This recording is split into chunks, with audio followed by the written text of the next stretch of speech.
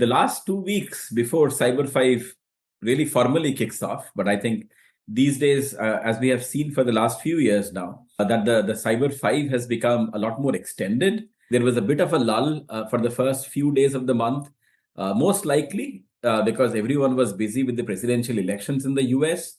But since the 6th, we have seen the overall number of sessions and the number of searches really regularly creeping up or moving up significantly. And we remain pretty optimistic in terms of how this Cyber 5 will be.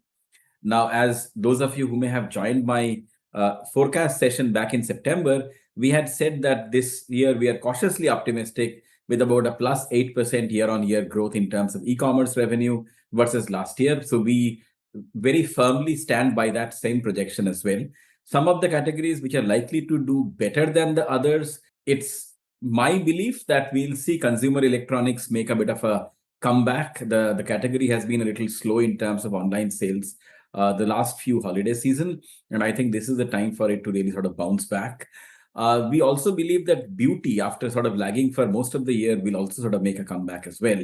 And last but not the least, the fashion apparel, we are already seeing a very strong demand, very specifically on the outerwear category. And that I think is likely to continue through the holiday season or through the entire holiday season, and very specifically to Cyber 5. We are very excited to host our 17th Cyber 5 results webinar.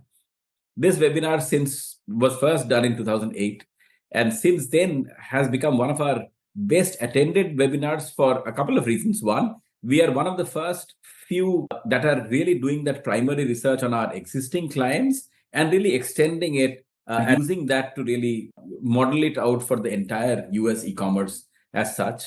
So, and the second and the final part is we also share very specific tips and tactics.